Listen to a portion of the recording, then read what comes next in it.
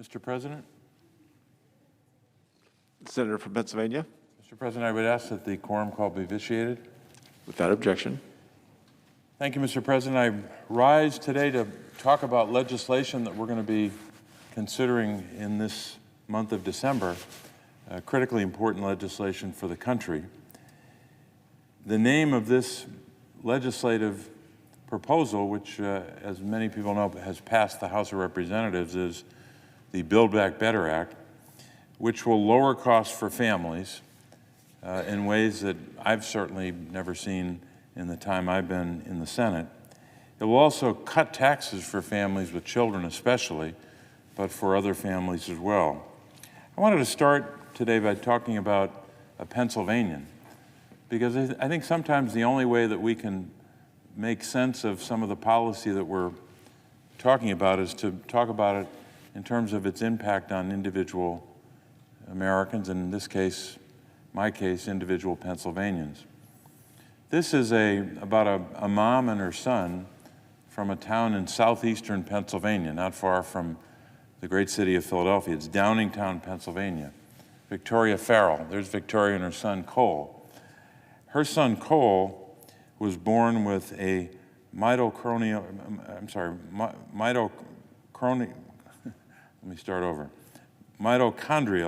disease. And Cole faces health challenges every single day of his life. Now, because of her son's condition, Victoria receives help from nurses day and night. Here's what Victoria said about the impact of those nurses on her son Cole and their lives together. She said those nurses, quote, are the keystone of our lives, unquote. Victoria also said that the nurses have, quote, become family.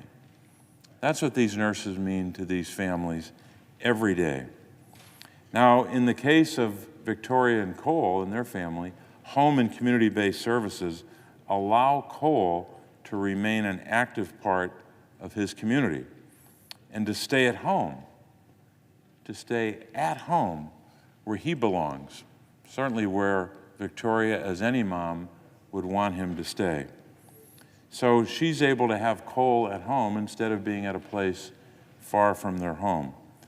These services keep their family together and strengthen their bonds, the bonds between a mother and her son, and the bonds between and among other family members. At its core, Build Back Better is about helping families, but in a particular way, Build Back Better is about caregiving and whether or not we're going to meet our obligations to invest in caregiving in ways that we've talked about a long time here in Washington, but have never done. For far too long, our nation has viewed caregiving as a personal problem for each family to solve on their own. Madam President, caregiving is an economic issue. It's not just an issue for one family to solve. It's an economic issue that affects all of us. And if quality caregiving isn't provided to one family, we're all diminished by that failure. And that's why Build Back Better provides such an opportunity, such a bright opportunity to provide better caregiving.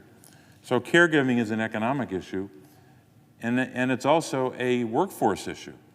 This is one of the problems that stands in the way, a real impediment to getting people back to work, especially in the grip of, and we hope soon, in the aftermath of the pandemic.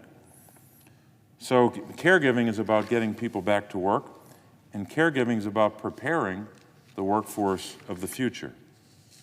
We know that the pandemic, as horrible as it's been, all of the death, all of the suffering, all of the suffering endured by families, either suffering by way of death or disease, or suffering by way of job loss or loss of a small business.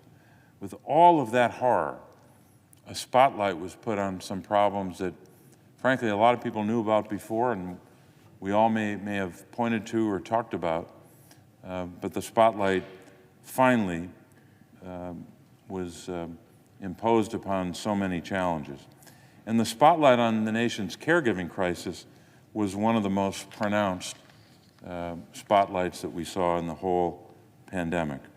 American workers, but women in particular, are leaving the workforce.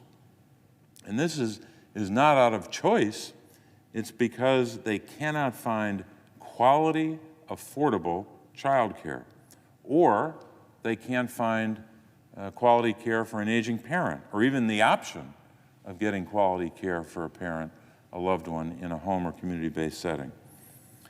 Many parents can't find the care they need for a child with a disability. Many families don't have the same opportunities that Victoria and other moms have benefited from. Now, I'm the first one to say that it was a great breakthrough when we got the infrastructure legislation passed. I could rattle off all the examples of how it will help Pennsylvania. Just give you one.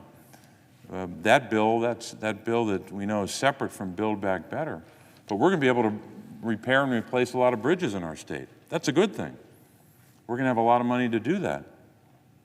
But for some families, for some Pennsylvanians, that bridge to work won't simply be a physical bridge that connects that person to their work, where they have to physically get to work. For other people, their bridge to work will be quality, affordable childcare. And too often, because of where we are in America today, it's not their bridge to work, it's her bridge to work. Her bridge to work will literally be quality, affordable childcare. The physical bridge won't be enough. She's going to need, her family's going to need, for her to get back to work, quality, affordable childcare. And too many families don't have that today. Her bridge to work also might be making sure or having the peace of mind to know that there's someone home with her mom providing quality care in her mom's home or in another setting. Her bridge to work might be care for a son or a daughter who has a disability or might have multiple disabilities.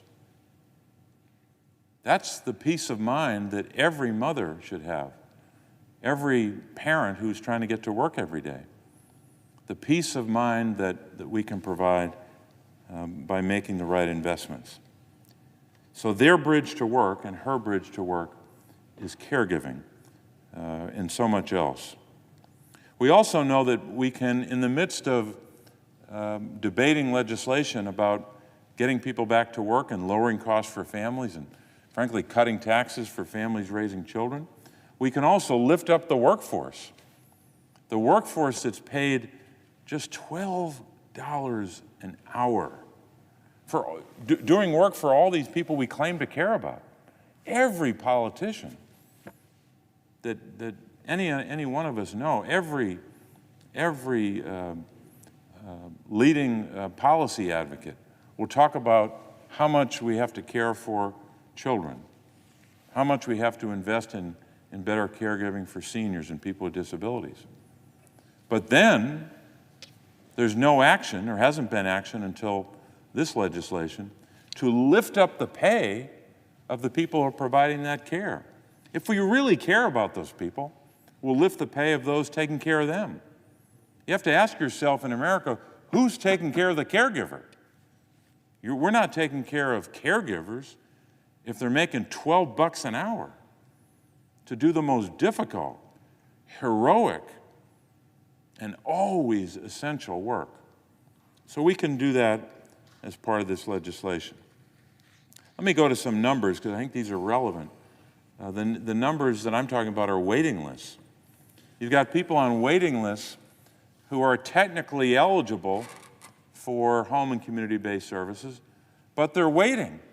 They're not waiting days or weeks or months. Many of them are waiting years on a waiting list. The latest number we saw, and I think this is a big understatement or undercount, but I'll just go with the latest number we have. 820,000 Americans on a waiting list.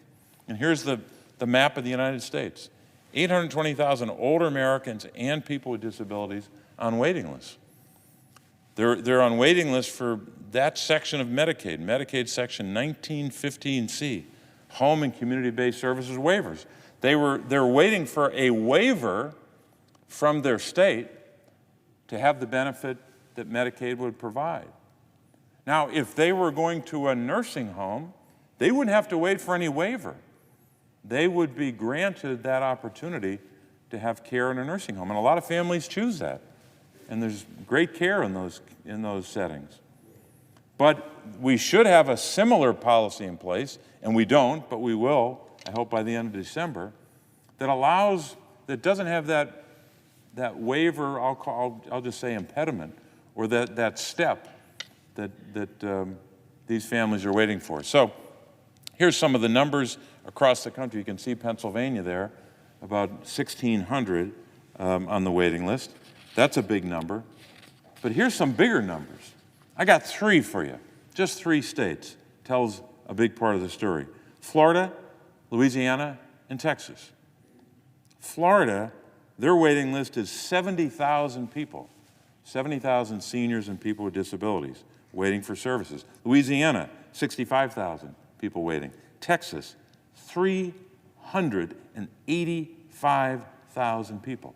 They make up obviously the largest share of that 820,000 person waiting list. So you've got 3 states just 3 states, those 3, that comprise 2/3 of the waiting list in the United States of America. Those 3 states have something else in common.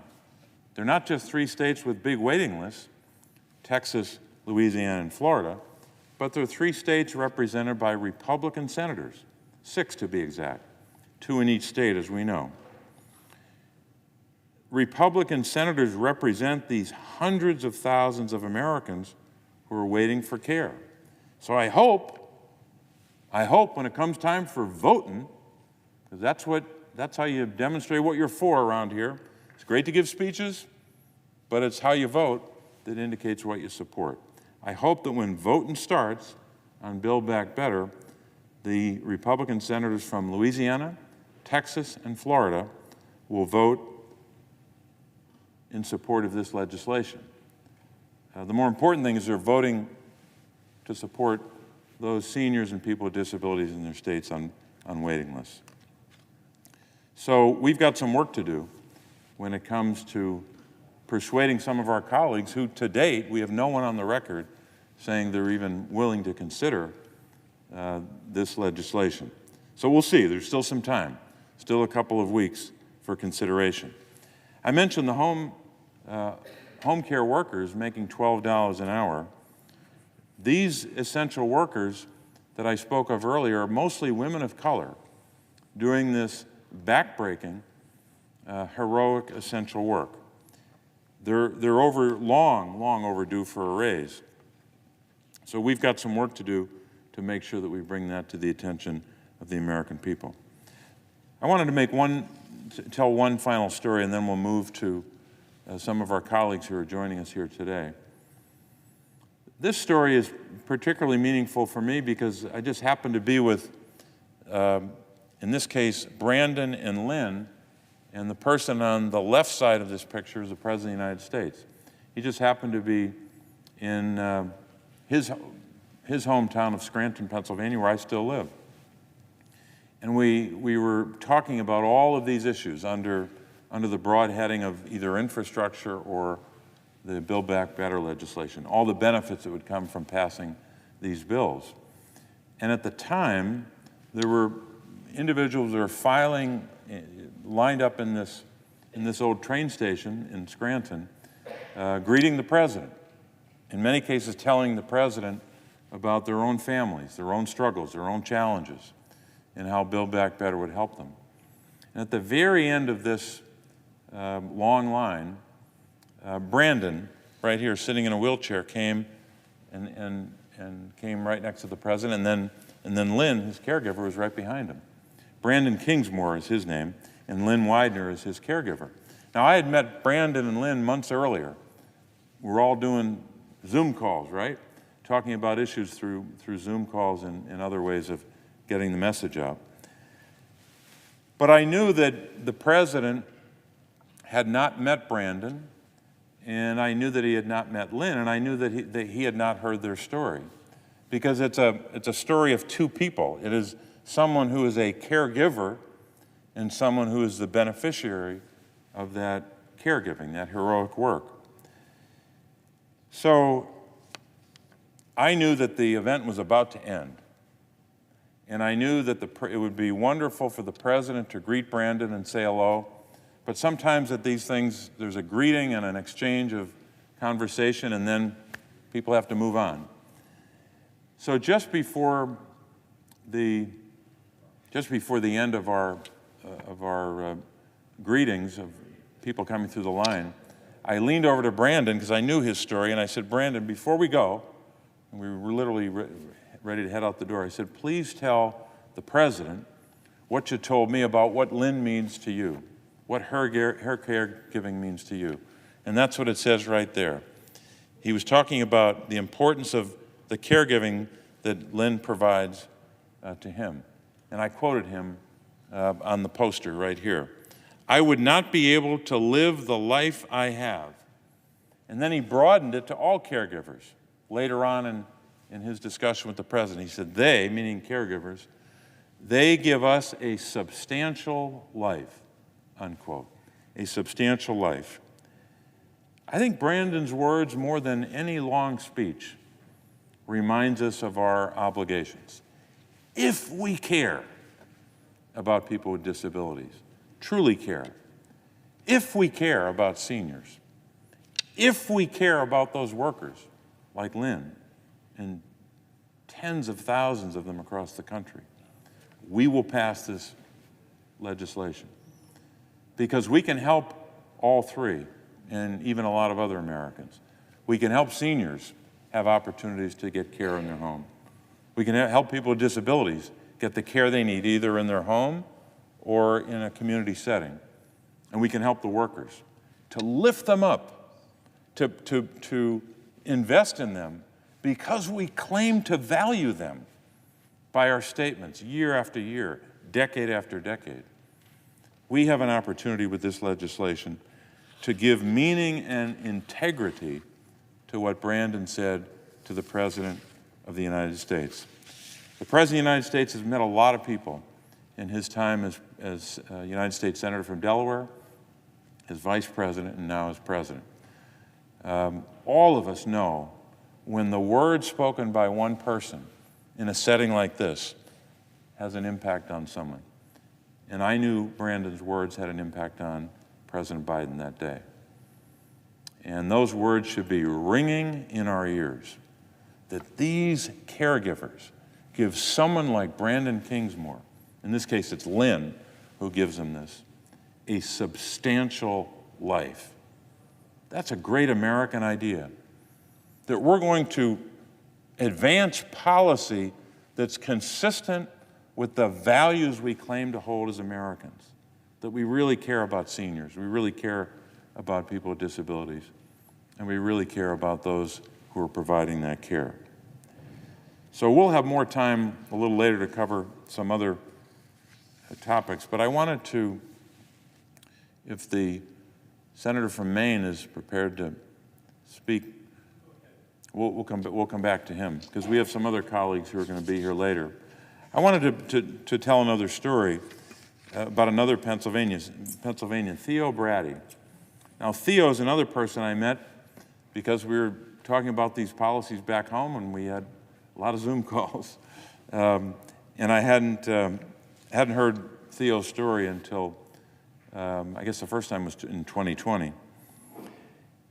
And one of the points we've tried to make in this whole debate about quality, affordable child care, care for seniors and people with disabilities, a whole range of caregiving issues we're trying to address and policies we're trying to advance. One of the refrains that so many of the advocates who've been traveling the country and knocking on doors and making the argument all across the country about why caregiving is important, they have been saying over and over again that care can't wait, that there should be an urgency to providing better caregiving. So care can't wait is a pretty good way of expressing it. And when I think of Theo, I think of that phrase, care can't wait, because Theo has a story that a lot of families can identify with. He's now a resident of South Central Pennsylvania, Harrisburg, Pennsylvania, our state capital. And he came before our aging committee back in June. And I heard his story then, and I've heard it more than once since then. Theo was injured in a football game in the late 1970s. Theo and I happened to be the same age, I think almost exactly. And that's where his story really began, with that football injury. And as he was telling the story, I was thinking about myself. I was thinking, my goodness, he was talking about high school. And I thought, all these years, he's lived with that injury. This is what it means to him. He ultimately started talking about what it meant to him years later when he was sitting on the 3rd floor of his apartment building. He said, quote, just looking out the window for weeks at a time, unquote. Looking out the window. And there are a lot of Americans who have a disability who are doing something very similar. Looking out a window, hoping, praying maybe, waiting for a better day, when they're not limited to that room and that one view of the world. That's, for many of them, the full scope and full expanse of their world, because they're limited to that one place. A lot of them want to get good care in their home or in the community, where they can be close to the people they love and still be the beneficiary of good care. So Theo talked about looking out that window for weeks at a time. Now, when he completed his physical rehabilitation, he was still not able to feed himself or push his manual wheelchair. So even despite some help, he still had a long way to go. You know what changed his life? Home and community-based services. Here's what Theo's life has been since receiving those home and community-based services. He was able to obtain both his undergraduate and graduate degree. He's been a professor. He's been an advocate. He's, in essence, run businesses. He is, because he received those services, leading a full life. He's one of our best advocates for this policy, because he doesn't just talk about it in a personal way. He can talk about the mechanics of the policy. He can talk about the challenges that are in the way of so many people with disabilities. So Theo has been able to, as he said, because of these services, quote, live a full life, unquote. Sounds a lot like what Brandon said about, because of the care that Lynn provides to Brandon, he's able to lead, and so many others are able to lead, a life that is a, quote, substantial life. So these stories highlight why caregiving is an investment in that great American idea. A simple idea, but significant in the context of what we're talking about. The idea that we're going to have policy that's consistent with the values we claim to hold. No one would say to us, we have a value in America of advancing the cause of freedom here at home and freedom around the world. That's what America stood for all these generations. No one would say that you only have to express that, you don't need a policy to advance it in furtherance of that goal of promoting freedom. Same is true here. If we say we care about those Americans, we care about Brandon, we'll help Brandon and Lynn, who's providing his care. We'll care and advance policy that will benefit Theo. Thankfully, Theo has already received those kinds of benefits. We'll advance policy that will help mothers like Victoria have the peace of mind to know that her son, Cole, is going to get the care that he needs in the setting that she prefers and that anyone would prefer. that they have that choice. So I talked earlier, and I want to turn to our colleagues in a moment.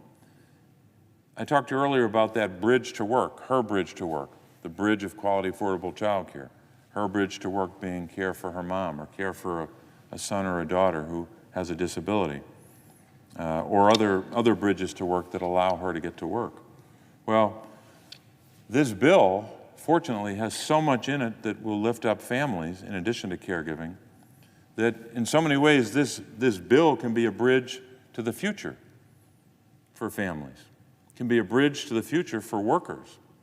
Once again, I mean, we can't simply talk around here about having the best workforce in the world.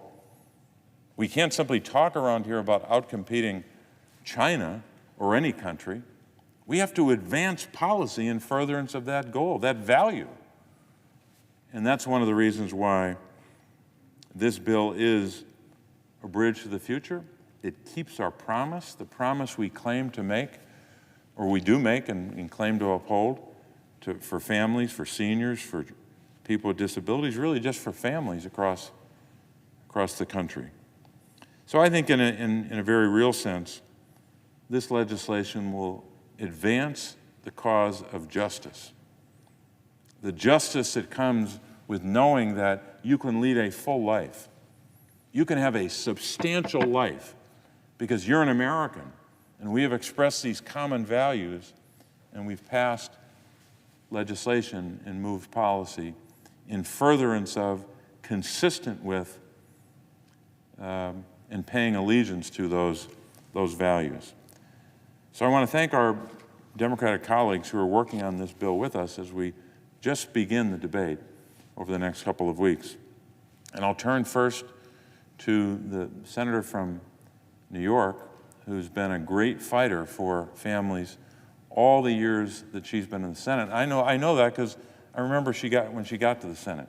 I was only here about 2 years, I guess, when Senator Gillibrand came to the Senate.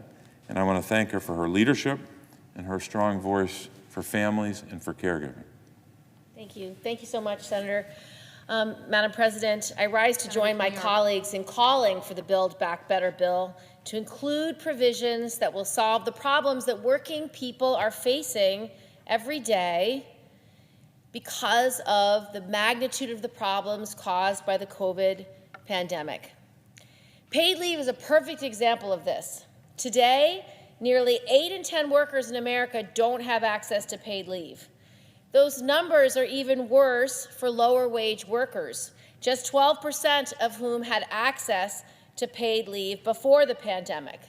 But we know nearly every single worker will need paid leave at some point in their lives, whether they're dealing with another pandemic or a personal emergency.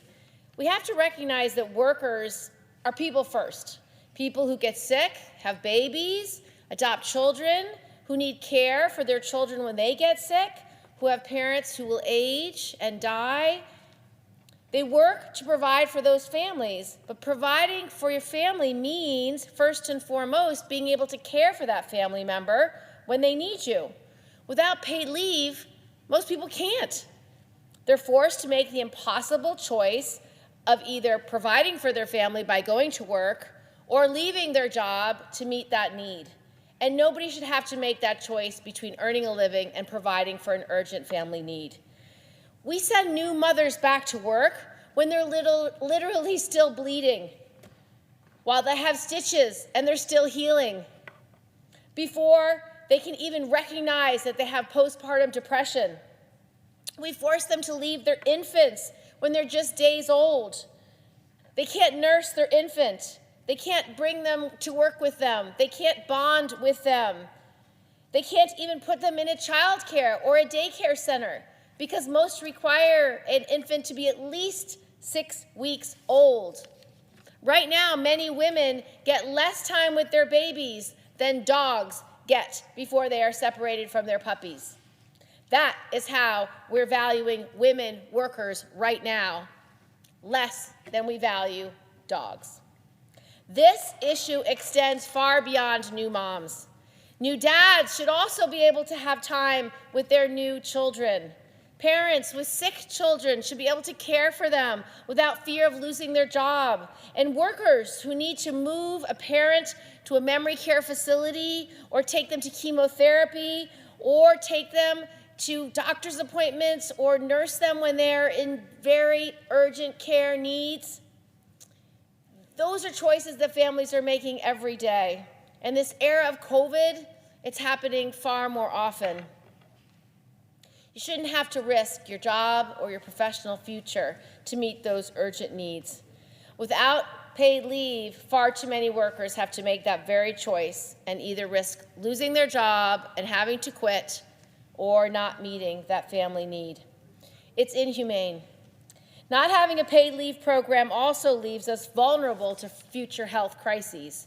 If we'd had paid leave in place before the pandemic, millions of people could have stayed home from work when they got sick, limiting the spread of COVID, or they could have stayed home with their children when they were forced to learn remotely, limiting the number of people who had lost or had to leave their jobs when a child had to stay home. I heard from one New Yorker named Amir, whose son's health and special needs were becoming significantly more complex and required his and his spouse's full-time attention around the clock for weeks. At a time of great stress, they were not only worrying about how they could best care for their son, but also how they could maintain their livelihoods. Luckily, they were able to turn to New York State's paid leave program. He told me it saved their family. They were able to focus on being good parents without harming their ability to earn a living and be good professionals. Your ability to access that kind of support should not be dependent on where you live. But right now, just 9 states and DC have enacted paid leave legislation, leaving far too many Americans vulnerable. The numbers prove that paid leave keeps people employed, providing stability to their families and the companies they work for. A study in the Journal of Population Economics found that women who take paid leave are 40% more likely to return to work after having a new child than those that don't take it. And in general, workers who can take paid leave return to their job up to 97% of the time. That makes paid leave a good business investment. It helps ensure that the time and money companies invest into an employee doesn't walk out the door when the employee gets sick. Furthermore, when paid leave was implemented in California, 9 out of 10 employers said that either did not change or it improved their profitability, employee productivity, and morale, and many said it decreased turnover. Major corporations already know that offering paid leave helps them attract and retain the best talent. By making this program universal, we can level the playing field and allow small businesses to compete with them and hire the best of the best. In fact, the same survey of California employers found that small businesses were actually more likely to report seeing no change or an improvement in their productivity and profitability when paid leave was implemented. So, it is not surprising to see that 70% of small business owners and operators support the creation of a national paid leave program. 70% of small business owners. State programs have also shown us that the programs are not targets for fraud. In California, 91% of employers said that they were unaware of any instances where their employees abused the state's paid leave program. And in a study of New Jersey employers, none were aware of any instances of employees abusing the state's paid leave program. Creating a national paid leave program makes economic sense. Every year that we go without paid leave costs American workers and their families $22.6 billion in lost wages. That's $22.6 billion that could be going back into the economy, helping families get groceries, pay bills, buy homes, start families, live their lives. And it's estimated that the mass exodus of women from the workforce during COVID could have long-term costs as high as $64.5 billion in lost wages and economic activity every single year. We can stem those losses now if we take action. I would also like to note for those who are worried about the price tag of this bill that paid leave was included in the House version of the bill, which CBO found essentially pays for itself. There is a reason every industrialized nation in the world has this kind of system. It has paid leave because it works. Most of them offer far more leave than this bill would, and their economies are proof that it's net positive. We cannot be a global economic leader when we are not even in the game. Beyond all of that, this is what the American people, the people who send us here, actually want. 70% of all voters support paid leave, including 81% of Democrats and 58% of Republicans have said that paid family and medical leave should be included in this reconciliation bill. This is an up-to-date survey. The bill is designed to help the American people, and this is what they're actually asking for. This is a once-in-a-generation opportunity to reshape the American workplace. We shouldn't squander it. To my colleagues who would say we should not proceed on paid leave until we can do so in a bipartisan manner, I say that the American people cannot afford to wait for us to have the same conversation for another year that leads us to the same result. Offers of a plan that is not universal and not mandatory. A voluntary plan is not what the American people want or need. They need a plan that covers all workers for all life events. There is a good bipartisan work that can be done, and I will do that. But I believe this is a moment in time if we want to have a universal plan that can cover low-wage and medium-wage workers in small states, in rural states, in states that don't have their own paid leave plan. This is that one chance in a generation. It is now in this reconciliation bill. We should not miss this chance. We should include a national paid leave plan. Now, Madam President, I rise to include one additional thought into the record, and it is to recognize the life of Abe Schumer, Majority Leader Chuck Schumer's father and a lifelong New Yorker who passed away on November 24th, 2021 at the age of 98. Abe grew up in Utica, New York, and most recently resided in Queens. He was a devoted husband to Selma, a wonderful parent to Chuck, Fran, and Robert, and a loving grandparent and great-grandparent. Abe Schumer represented the values of service that he instilled in his son. He served in World War II in Burma as a radar operator in planes that flew over the Himalaya Mountains. As a child of the Depression, Abe knew what it meant to work hard and deal with financial struggles. When he returned to Brooklyn, New York, he took over a small exterminating business from his father in order to support his mother and younger brothers, and then his own wife and 3 children. As Senator Schumer has said, Abe, quote, personified the greatest generation, end of quote. We are thankful for Abe's devotion to his country and his family. Learning about Abe's background in life, it is clear where my friend and colleague Chuck got his devotion to family, his commitment to service, and his work ethic. I send my deepest condolences to his wife of 72 years, Selma, and his entire family. May his memory be a blessing. With that, Madam President, I yield to my colleague from Pennsylvania. I want to thank my colleague from New York, both for her remarks about paid leave and the compelling case that she made. Just as we were talking about earlier, paid leave is not only a caregiving issue, it's an economic and workforce issue. So I want to thank her for her advocacy and for the fight that she's waged. And of course, thank her for the wonderful comments about the Majority Leader's dad who just passed away. I'll turn to my colleague from Maine next. Well, Senator King has been fighting battles on behalf of the people of Maine for a lot of years now, but I'm particularly grateful for his most recent advocacy for home and community-based services.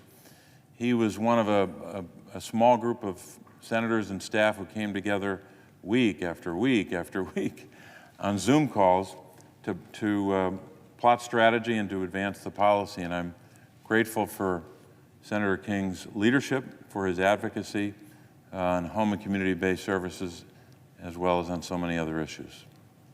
I thank the Senator. I particularly want to thank Senator Casey for his steadfast, dogged perseverance in the pursuit of this issue. He has stayed with it. He has advocated it. He has been persistent and persuasive And I just want to thank you. You have really exemplified what this body should be all about. And it's to care about the American people and to take steps to alleviate their pain. When they're in trouble, they have a friend in Pennsylvania. The people of America have a friend in Pennsylvania, and I deeply appreciate it. Madam President, I used to teach a course in college called Leaders and Leadership. And I used case studies of different people, and it was a very eclectic group. It ranged from Ernest Shackleton to Joshua Chamberlain to Winston Churchill to Margaret Thatcher and to a guy named Jack Welch, who was the president of General Electric and one of the great business leaders of the late 20th and early 21st century. One of Jack Welch's favorite quotes that is one of my favorites is that the essence of leadership is to look reality in the eye and then do something about it. Look reality in the eye and then do something about it. Well, I want to talk about some realities this afternoon. The reality is that we are an aging population. 10,000 people a day qualify for Medicare. 10,000 people a day. We are an aging population. My state of Maine is, in fact, the oldest state in America. How old are we? Our junior senator is 77. The state of Maine and the country are aging. That's a reality. We can wish it away, we can act like it's not really happening, but that is an enormous demographic wave that's coming at us right now. As the baby boomers retire and enter their 60s and 70s, this is a reality that we have. 10,000 people a day. Another reality is that more and more of these people require care. That's in the nature of our physical being. And the older people get, they require care. So the real question is, how are we going to care for these people? Thousands of them, hundreds of thousands, end up in nursing homes, in long-term care. And those facilities do yeoman work, and they take wonderful care of people. But 60% of the people in long-term care are paid for by Medicaid. 60% of the people in long-term care are paid for by Medicaid. That's important because I'm going to be making the argument that the investments that we're making in this bill are in fact investments that will actually diminish expenditures in other areas. Here's another reality.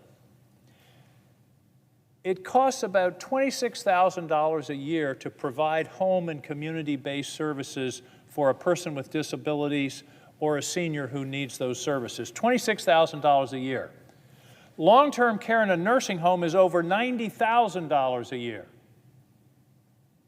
Almost 4 times as much. So, and let me add one more reality, and then I'll come to the conclusion. Not the conclusion of the whole remarks. I don't want to get your hopes up, Madam President, but the conclusion on this point. Part of the reality is most seniors don't want to go to nursing homes until they have to. I used to go around Maine with my Commissioner of Human Services with groups of seniors and say, how many of you want to go to a nursing home? No hands went up. Not that nursing homes don't give great care and they provide an essential need, but most people would like to stay in their houses, in their homes, close to their community, close to their family, as long as they can. So if you take the financial reality that it's almost 1/4, 25%, maybe 30% is expensive to keep them in their homes, the taxpayers are paying 60% of the costs of nursing homes. People want to be home. All of that argues in favor of enabling people to stay home. Every day that someone stays out of a long-term care facility, it saves the taxpayers about almost $200 every day for each day. So if you can keep people in their homes longer, it's a good financial investment. It also provides preventive care and services. That's one of the realities. The other reality is, as Senator Casey mentioned, people with disabilities. people who are trapped. As he was making his remarks, I was thinking about the fundamental promise of America in the Declaration of Independence: life, liberty, and the pursuit of happiness. Abraham Lincoln once said that every political opinion he had derived from the Declaration of Independence. In my case, every political opinion I have derived from Abraham Lincoln. But the Declaration of Independence talks about life, liberty, and the pursuit of happiness. If you're disabled, if you couldn't walk up these stairs and you don't have some help, you don't have much of a life. And you certainly don't have liberty. All we think of is liberty to walk out your door, go to the store, go to church, interact with our children. If you can't do those things, you don't have liberty, and you certainly don't have much happiness. So we're talking about the fundamental promise of America: life, liberty, and the pursuit of happiness. And it simply means giving people the help they need. And they need it through no fault of their own. Nobody's fault is when they get older. That's not your fault. And disability isn't your fault. The fellow that Senator Casey talked about, who was injured playing football in high school, he wasn't at fault. He wasn't at fault. And this kind of thing can happen to anybody. So that's really what we're talking about. The reality is that we have a demographic tidal wave coming at us. And the question is, are we going to deal with it actively and confront it, or are we simply going to sit back and say it's like it's always been? It's not like it's always been. We've never had a demographic boom in the seniors like we're going to have in the next 20 years. Our generation, my generation, are the pig in the python of the demographics of this country. And we're going to have to confront it. So how do we confront it? We confront it in a number of ways. We confront it in several ways. The home care provisions of this bill are one of the ways to confront it. And there's also a hidden economic benefit here. If people need care, they're going to get it one way or another. They may well, in many cases, be getting it from their children, who then can't go to work. We desperately need workers in this economy right now, but they're locked up because they can't leave home. They can't leave their elderly mom. So to have the home-based services liberates people in order to participate in the economy. What can we do about it? We can do something about the wages of these people, of the people working in this industry who are providing this essential care and are making $12 an hour, among the lowest pay in our society. How do we know that pay is inadequate? 50% turnover in a home-based care company, a home-based care exercise in the community, 50% turnover is considered good. 100% turnover in a year is not unusual. That tells you there's a real problem in the compensation of the workforce. So this bill provides funds to improve the living standard of the people that are providing these services. It provides training. It provides a career path. It provides hope for people, not only those who are giving the services, but those who are providing, who are needing the services. I believe this is an investment, Madam President. This is the right investment in the right people at the right time. And I deeply hope that our colleagues will come together to support this investment in a timely way, not wait until it's too late. Why not wait until thousands of lives are restricted and constrained? But let's do the right thing now. We know what the reality is. This bill provides us a golden opportunity to meet it. Thank you, Madam President. I yield the floor. I want to thank my colleague from Maine. I want to turn now to the chairman of the Finance Committee, the senator from Oregon, Senator Wyden, who's been with us every step of the way in Build Back Better, but in my case, working on home and community-based services. This would not be possible without his leadership. Madam President, can I ask consent to add 5 minutes of our time, or 5 more minutes of our time? Without objection. Thank you, Madam President. Madam President, before my colleague leaves, let me just tell him what a wonderful speech he gave. That was the kind of talk we dreamed of back in the days when I was director of the Oregon Gray Panthers. Because what Senator King has basically laid out, much more eloquently than I could, is that what Senator Casey's legislation is doing is giving older Americans the opportunity to get more of what they want.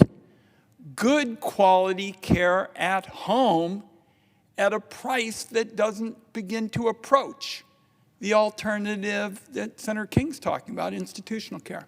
So I want to commend him for it. And it reminded me of my Gray Panther days. It was a terrific speech. And for my friend, Senator Casey, I have been so proud to be part of this effort because, as you and I have talked about, this is what we always hoped for. This was always the long-term agenda of advocates for seniors. And I just want to tell the president of the body and colleagues who are following this, Senator Casey has been everywhere on behalf of this cause. You have shown up at virtually every caucus meeting to say how important it is. You come to our finance committee to stress it to colleagues on a bipartisan basis. We go together to rallies. You have been basically everywhere on this. And that, of course, is one of the reasons why we're here on the floor, because it was your efforts that did so much to get it into our bill. Now, Madam President, I'm going to turn to the legislation in just a quick moment, but I want to respond to one question I have been asked nonstop over the last couple of days. And that is, why is it so important for the United States Senate to pass the Build Back Better legislation before the end of the year? And I'm just going to respond with one sentence. With the Omicron COVID variant now in our country, it is urgent business to strengthen America's economic foundation. That's what Build Back Better is all about. That's what Senator Casey's provisions are doing. And now I'm going to kind of turn to some of the aspects of what our effort has been all about. And obviously, Oregonians, Americans from sea to shining sea have their hands full these days. School, work, family, probably trying to get in a little Christmas shopping as well. So it's hard to follow day-to-day policy debates on the floor of the Senate. So I'm just going to touch on some of the big picture issues that Senate Democrats are focusing on here. First, we are all about breaking down barriers to good jobs that support American families. That's what this is about. More support for families. That's how everybody in America gets the opportunity to get ahead. Now, this is the second time in a decade that Democrats have had to rebuild the economy after a Republican president crashed it like a kid on a joyride. This time, families and businesses are still dealing with a pandemic. That's a lot of upheaval to deal with. And it's why we have said breaking down the barriers to good jobs that support American families is the one-sentence description of our effort. We want to create opportunity for good jobs in infrastructure. We want to create opportunity for good jobs in clean energy. We want to create opportunity for good jobs in manufacturing here at home. And we want to create the conditions for small businesses and entrepreneurs to succeed. The key to unlocking those opportunities for working people in America is to make sure that families start in a position to succeed. This afternoon, my colleagues are on the floor to talk about the importance of investing in child care and home-based care for seniors and those with disabilities. For me, this brings to mind a conversation, a recent one, with a neighbor of mine at home in Oregon. She and I sat down in Portland for a socially distant chat in her backyard. We talked about what it's been like for families like hers, not just during the pandemic, but over the last several years, as costs like education and housing and childcare have just soared into the stratosphere. Megan is about as impressive as anybody I've met. She's smart, she works hard, she's got a good job. But even people who seem to have the world by the tail come up against real challenges. For example, Megan told me about the decision she made when her mom came down with a cancer diagnosis in 2015. She decided she had to set aside her career and move home to the Midwest to help out her mom with treatment. Caring for a loved one who's in a fight for their life is just about the most important work you can do. But as Megan said, there's no paycheck, I would say to the President of the Senate, that comes with that gig, and you still got to find a way to pay the bills. Fortunately, Megan's mom got better. The two of them made the decision. We happen to think it was a no-brainer to move back to Portland. They wanted to make sure that their family would have a chance to get ahead. Megan's now got 2 kids of her own. One of her kids is a wonderful little guy who's got special needs. Childcare is another major challenge. In Oregon, as is the case in so many places, it's a struggle to find childcare at all. Even harder to find childcare that's affordable. Megan told me about all the people she knows, just about all of them women who were forced to make the hard decision of leaving their jobs in the last few years to provide daycare for their kids or care for an elderly parent. That has been happening all over the country because families don't have enough support. They don't have enough support tonight. Now, people always talk about motivation. What's motivating people? I'll tell you, in Oregon, what I hear at home is people tell me what they want to do is work hard. They want to contribute. They want to make sure that their kids are growing up happy and healthy, and they want their elderly family members to be happy and healthy too. They'd also, Madam President, like to be able to look forward to a vacation once in a while in the summer and a dignified retirement down the road. Who doesn't want all that? The reality is, for so many people, the sky-high costs of raising kids or taking care of older family members just hold them back. So that's why Senate Democrats want to help with child care, why we want to invest in home-based care, why we believe in paid leave. That's what the new child tax credit that so many on the Senate Finance Committee on the Democratic side work for. It's that basic level of support that helps families get ahead. People ought to be able to stay in their careers if that's what they want to do, instead of handling child care themselves. They ought to have the financial security at home to seek out a new job with higher pay or better benefits. People shouldn't have to choose between taking care of family and starting that small business that their entrepreneurial eye always was dreaming of. These priorities that need addressing, like child care and home-based care, aren't just morally right, but as Senator King pointed out just now, they're common sense economics. Since when, Senator King, did it become somehow a partisan issue to say that you ought to work for people to get more of what they want, good care at home at a lower price? That's obviously not partisan. It's common sense economics. It's what you laid out. It's what Senator Casey has been leading us on these last few months.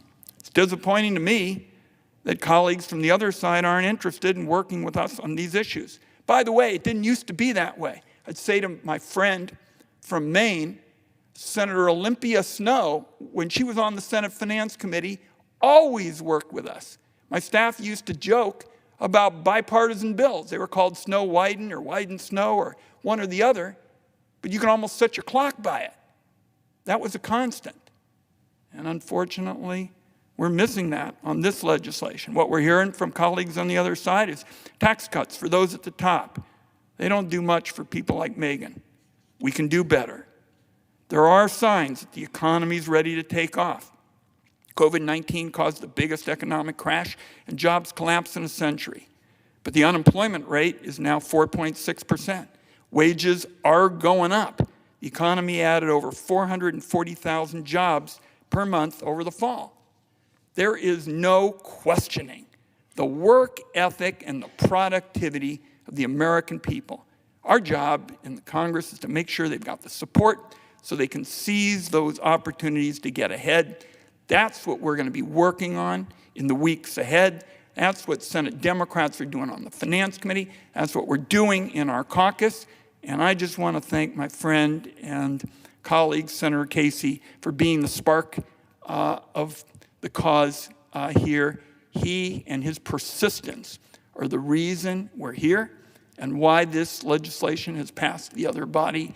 And I'm telling you, I think this is a really big moment for all those seniors and all those families who are basically saying, are we ever going to see these kinds of opportunities for health care, as Senator King talked about? Better care at a price that gerontologists, for example, you don't have to take the word of a bunch of senators, people in the field. I taught gerontology. And when I saw those experts you lined up, I said, Senator Casey's really getting it right. So I just want to thank him. And Madam President, with that, I yield the floor. Madam President, I want to thank the senator from Oregon. Chairman of the Finance Committee had to work, obviously, not simply on the Better Care, Better Jobs provisions, the home and community-based services provisions, but so many others as well, and also to work on the financing of the bill. So a big job to undertake, but I want to thank him for his continuing leadership and to thank all my colleagues today for making the case for Build Back Better. And in this case, one of the component parts, mostly our discussion was about home and community-based services, but there's so much more to talk about. We don't have time tonight to get to all of it, but I think what you heard from our colleagues, from Senator King, from Senator Gillibrand, from Senator Wyden, and I know the presiding officer shares these concerns and has made these issues a priority. We heard it right from the mouths of Americans, whether they live in Oregon or Maine or New York or Pennsylvania, wherever they live. And I'll remind our colleagues, all those folks on the waiting list in those 3 states I mentioned, Florida, Texas, and Louisiana, where 2/3 of the waiting list is, just 3 states. But when you hear Brandon talk about a substantial life that Lynn's caregiving provides him, when you heard Theo Brady talk about the life that he has because of home and community-based services, when you heard Senator King talk about the savings, do you want to pay $90,000 or $26,000 in terms of what taxpayers will pay over time? In the case of 1 year's care, $90,000 versus $26,000 is what they'd pay for home care. So when you hear it from individual Americans what these services mean, when you hear about the arguments we're making on costs, and that this is an investment in families, an investment in America, in furtherance of those values that we claim to hold. Senator King spoke so eloquently about life, liberty, and the pursuit of happiness. That says it all. That's what Brandon Kingsmore was talking about, that Lynn, his caregiver, allows him to have a shot at life and liberty in the pursuit of happiness. So we have a lot of work to do between here and there, between our advocacy and our work on a bill and passage. But we're going to get there, because this kind of care can't wait any longer. The American people have been waiting for this for all the years that Senator Wyden has made the case, when he was a slightly younger man, making the case with the Gray Panthers all across the state of Oregon. People have been waiting for a long time. It's about time we delivered. Let's pass Build Back Better, not only because of home and community-based services, but for other reasons as well, which we'll get to in the days ahead. Madam President, I would yield the floor and note the absence of a quorum. Clerk will call the roll. Ms. Baldwin.